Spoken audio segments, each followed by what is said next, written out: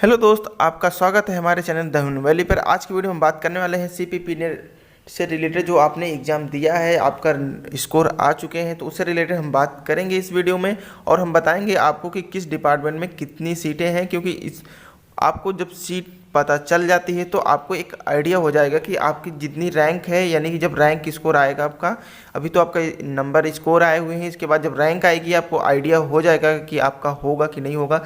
तो कितनी सीटें हैं, कैसे काउंसलिंग, देखिए फर्स्ट काउंसलिंग में कितने लोगों को बुलाया जाएगा, सेकंड काउंसलिंग में कैसे बुलाया जाएगा, वो चीज़ मैं आपको कंफर्म करूंगा इस वीडियो में। क्योंकि लास्ट टाइम पे जो काउंसलिंग हुआ था वो कैसे हुई थी, इसी बार भी वैसे ही काउंसलिंग होनी है। तो आपको बताएंगे कि कैसे काउंसलिंग कराना, मतलब पहली बार में कितने बच्चों का एडमिशन होता है पहली काउंसलिंग में, सेकंड काउंसलिंग में। बट उससे पहले आपको ये पता जानना ज़रूरी है कि किस डिपार्टमेंट में कितनी सीटें हैं और किस मतलब कैटेगरी में कौन सी कितनी सीटें, ये चीज़ आपको पता हो जाएगा तो आपको कन्फर्म हो जाएगी सारी चीज़ें।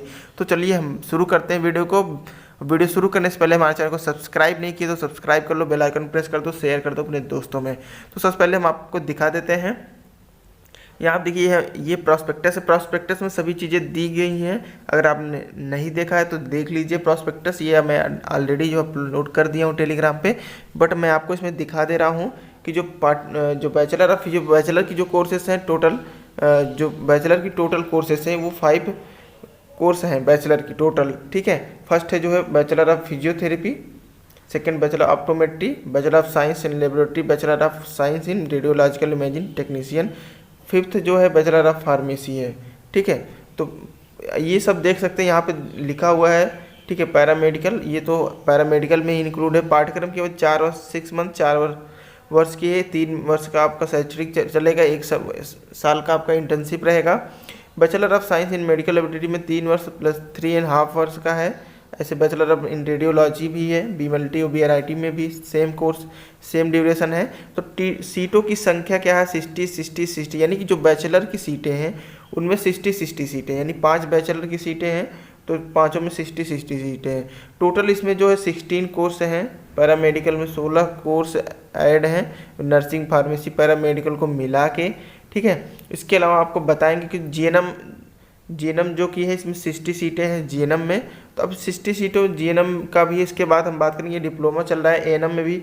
एएनएम में 50 सीटें हैं। ठीक है, अब इन 50 सीटों में उसके बाद डिप्लोमा ओटी टेक्नीशियन देख सकते हैं, डीओटी का है 30 सीट।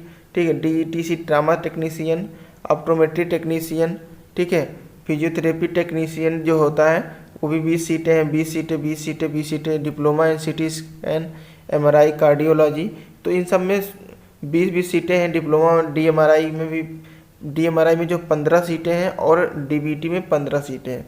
ठीक, डीबीटी यानी ब्लड ट्रांसफ्यूजन और एमआरआई टेक्नीशियन में, ठीक है, डिप्लोमा इन एमआरआई टेक्नीशियन में 15 सीटें हैं। इन दोनों में 15, बाकी सब में 20 सीटें हैं। तो इन टोटल कितने सीटें हुई, टोटल जो है 600 सीटें हैं।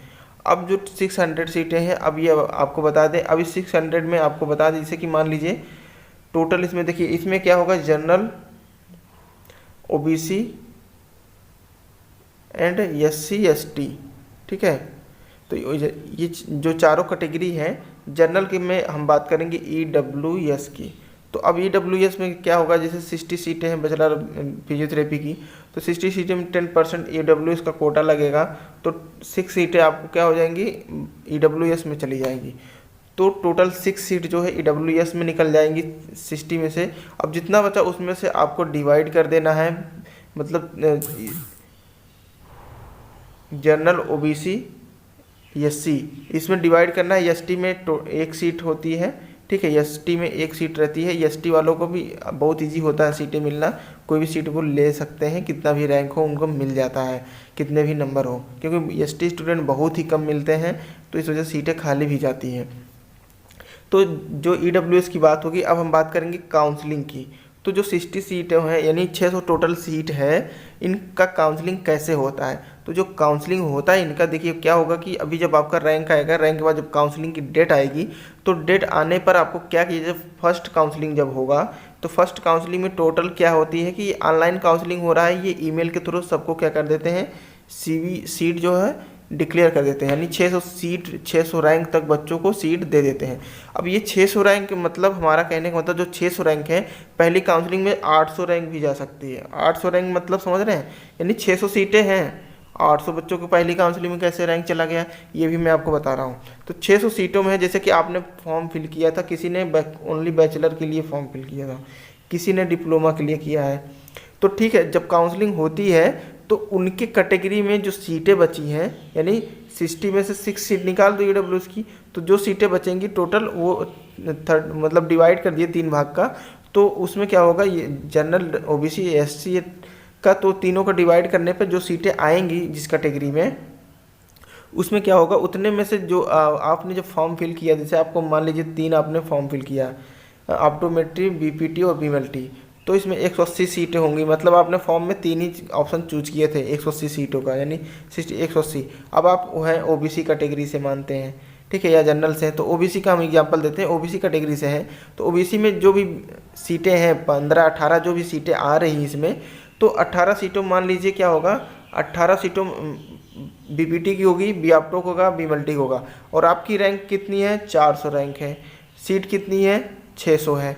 तो समझिए अब सीट कितनी है, 600 है, तो रैंक तो 400 है आप, लेकिन है आप क्या, ओबीसी से, तो 400 रैंक में ओबीसी यानी 18 जो मतलब इसमें से जो सीटें होंगी ओबीसी की, ये लगभग 54, यानी कि 54 सीटें लगभग जो है ओबीसी कैटेगरी में हैं तीनों को मिला के, तो 54 सीटों में आपकी रैंक कितनी है, 400। अब 400 रैंक में आपकी 54 ही सीटें हैं, तो 54 सीटों में हो सकता है कि आपका अंडर 100 में ही उठ जाए सीट, हो सकता है 200 में सीट उठ जाए, 200 रैंक तक सीट जाए उसके बाद उठ जाए, हो सकता है 300, या हो सकता है आपको मिल भी जाए।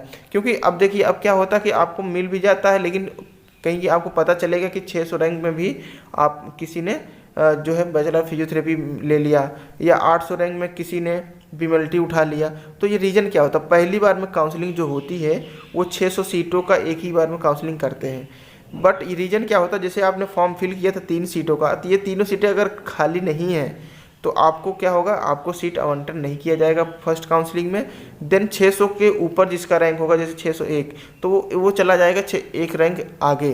तो इस तरह से पहली काउंसलिंग में कम से कम 800 रैंक तक बच्चों को सीट आवंटन हो जाता है। यही रीज़न है क्योंकि बहुत सारे बच्चे जो है बैचलर लेना चाहते हैं, बहुत सारे बच्चे डिप्लोमा लेना चाहते हैं, तो उनके अनुसार उनको सीट नहीं मिलती है, तो काउंसलिंग में क्या कराते हैं, काउंसलिंग नहीं कराते हैं।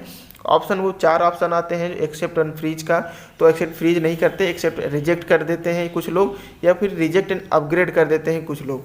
तो अपग्रेड करने से क्या होता है, फर्स्ट काउंसलिंग सीट नहीं जाती, उस सेकंड काउंसलिंग में चला जाएगा आपका, सेकंड काउंसलिंग में आपको सीट मिलेगी, खाली रहेगा तो आपके कैटेगरी के अनुसार। तो ये इस वजह से ये जो रैंक है वो रैंक वेरी करते रहते हैं, और कोर्स भी पिछली बार ऐसे ही काउंसलिंग हुआ था, एक ही बार में सबको सीट दे दिया गया था। तो इस बार कैसा काउंसलिंग होगा, पिछली बार जैसा होगा कि कैसा होगा, जैसे भी इन्फॉर्मेशन आएगा आपको जानकारी दे देंगे।